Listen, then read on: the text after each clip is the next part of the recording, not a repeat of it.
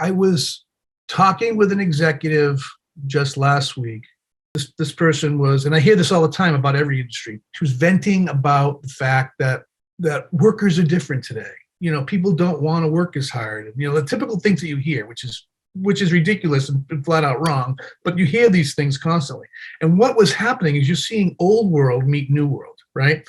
So in her mind, you got up in the morning every day, you went to work, you were dedicated to that company no matter what. You worked for the money pretty much, and you worked to be able to pay your bills, and you took pride in that work, and you built strong relationships, and you were going to be there a long time. And then when she doesn't see that, her frustration is there's something wrong with the new worker.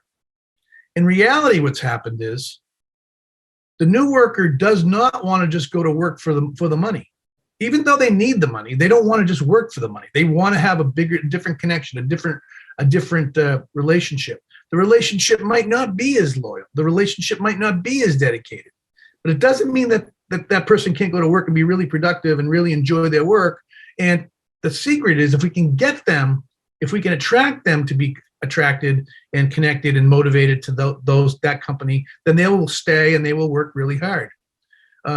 Another example, real quick. We were with a banker, and we were talking to them about organizational dynamics and trying to get people to the team to come together better. And the president of the bank said, what happened to the days when people would come to work and just be totally dedicated and work so hard all day? And now I have people that want to leave at 4:00 to go kickboxing. And my response to him was, well, good for her. She wants to go kickboxing. Why is going kickboxing a problem?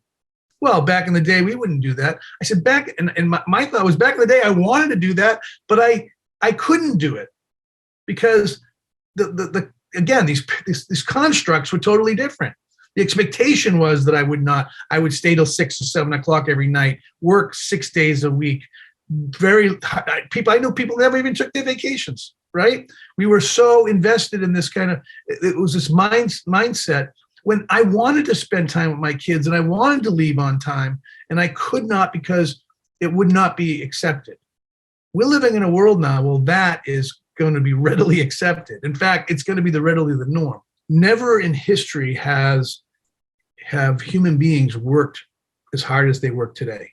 And the norm was 6 hours a day. It was not normal to work more than 6 hours a day, no matter what your role was, right?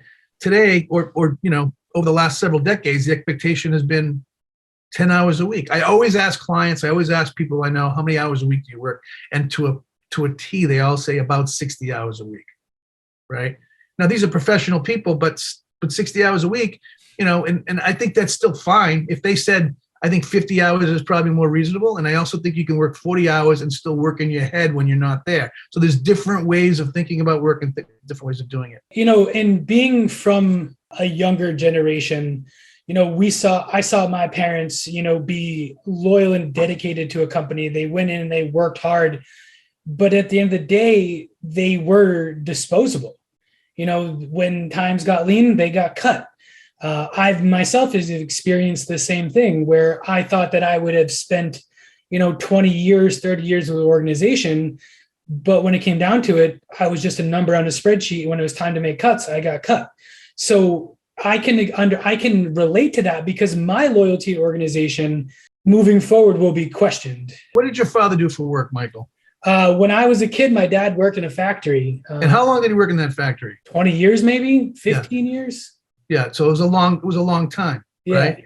And that was because your father, being a little older before these changes started happening, it was expected and a norm that you would go to work for that period of time, and you would be dedicated, and that company would take care of you. And the company did take care of him. He gave him probably a pension, right? They probably had other benefits, right? He got a gold watch when he retired, but I mean that's what they did. But it was still all this other value that was there.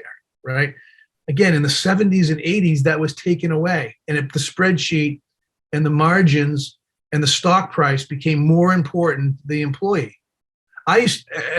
When I worked at Raytheon back in the 80s, and I was responsible for manpower. So I was the one guy making the spreadsheets, trying to figure out how much manpower we needed for the next 2 quarters, right? And it was nothing to say, we're going to have a layoff, right? And by the way, I'm not faulting them for that. That was good practice at the time, but it was too cavalier. It was too easy.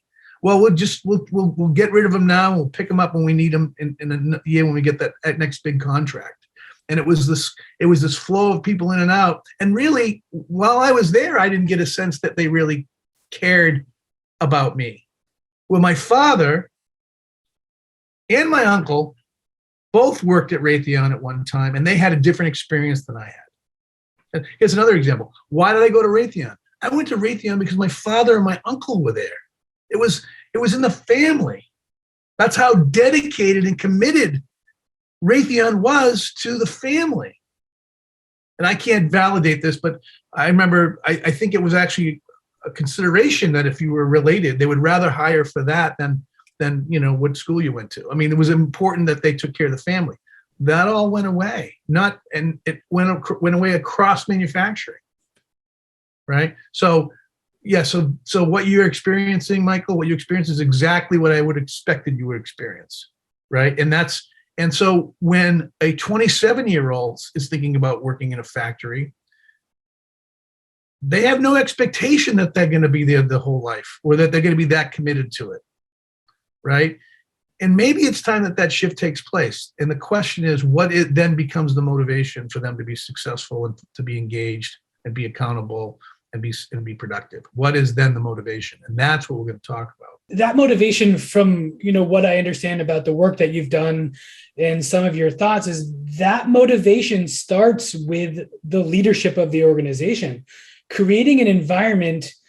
While we're not maybe giving out gold watches or we're not giving out pensions the way that we did a long time ago, but it's the expectation that the leadership makes working at that place more valuable than just a paycheck.